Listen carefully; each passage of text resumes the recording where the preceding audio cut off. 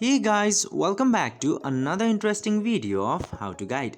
And in this video, I am going to show you how to see all participants into your Zoom meeting on your phone. So without any further ado, let's dive right into this exciting video. Now, in order to see all participants, you just simply have to go into any of the meetings, and when you are in a meeting, it will show so many options at the lower bar of Zoom, and into here you can see this option of participants.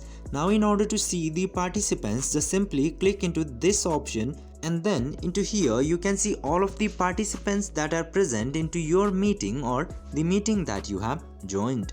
By following these very easy steps, you can easily see all of the participants into your Zoom meeting. I hope this video was helpful for you. If yes, don't forget to like, share and subscribe to the channel to never miss another update. Thank you for watching the video.